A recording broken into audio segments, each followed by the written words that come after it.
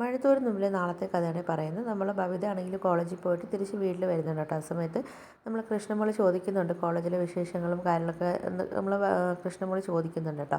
ആ സമയത്ത് നമ്മൾ ബബിത ആണെങ്കിൽ കോളേജിൽ നടന്ന കാര്യങ്ങളൊക്കെ പറയുകയൊക്കെ ചെയ്യുന്നുണ്ട്.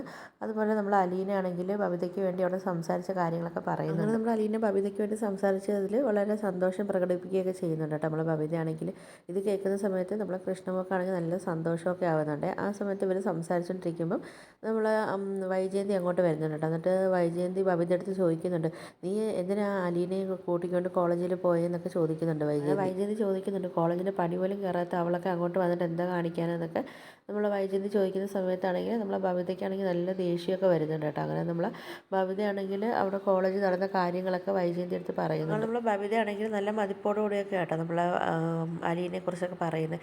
ഇത് കേൾക്കുന്ന സമയത്ത് നമ്മൾ വൈജയന്തിക്കാണെങ്കിൽ ഒട്ടും ഇഷ്ടപ്പെടുന്നില്ല. അപ്പോൾ വൈജയന്തി ആണെങ്കിൽ ചിന്തിക്കുന്നുണ്ട്, തൻ്റെ മക്കളൊക്കെ തന്നിൽ നിന്ന് അകന്നാണെങ്കിൽ അലീനയോട് ചേരുവാണല്ലോ എന്നൊക്കെ നമ്മൾ വൈജയന്തിക്കാണെങ്കിൽ ദേഷ്യം വന്നിട്ടാണെങ്കിൽ വൈജയന്തി മുറിയിൽ കിടക്കുന്ന സാധനങ്ങളെല്ലാം വലിച്ചെറിയുകയൊക്കെ ചെയ്യുന്നുണ്ട്. അങ്ങനെ ഇത് കണ്ടിട്ടാണെങ്കിൽ നമ്മൾ കൃഷ്ണമോളും ബബിതയാണെങ്കിൽ ആകെ ഞെട്ടിയൊക്കെ നിൽക്കുന്നുണ്ട് കേട്ടോ. അപ്പം നമ്മൾ വൈജയന്തി പറയുന്നുണ്ട്, ആരെയൊക്കെ മയക്കിയെടുത്താലും അലീനയുടെ മുമ്പിലാണെങ്കിൽ ഈ വൈജയന്തി തോക്കില്ല എന്നൊക്കെ പറയുന്നുണ്ട്. അങ്ങനെ നമ്മൾ കൃഷ്ണമോളും വൈജയന്തി ആണെങ്കിൽ അവിടെ നിന്ന് പോവുകയൊക്കെ ചെയ്യുന്നുണ്ട് കേട്ടോ. പിന്നെ നമ്മൾ ബാലേന്ദ്രൻ വരുന്നുണ്ട് കേട്ടോ അങ്ങോട്ട് വീട്ടിലോട്ടപ്പോഴത്തേക്കാണെങ്കിൽ ബാലേന്ദ്രൻ നമ്മളെ ബബിതടുത്ത് ചോദിക്കുന്നുണ്ട് കോളേജിൽ പോയ കാര്യങ്ങളൊക്കെ.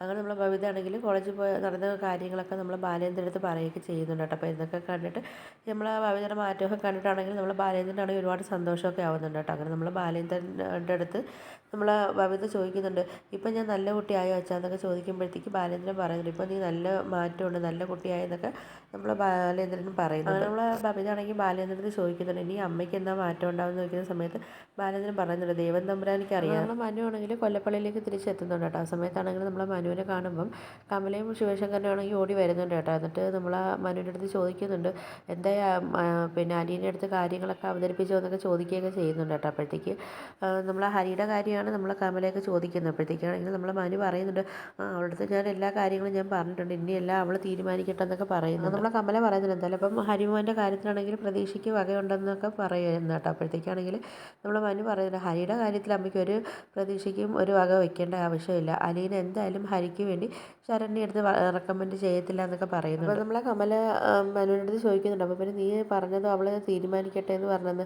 അപ്പോഴത്തേക്കും മനു പറയുന്നുണ്ട്, അത് വേറെ കാര്യമാണ്. അപ്പോഴത്തേക്കും നമ്മളെ ശിവശങ്കരൻ ചോദിക്കുന്നുണ്ട്, അതെന്താ മനു അത് വേറെ കാര്യം?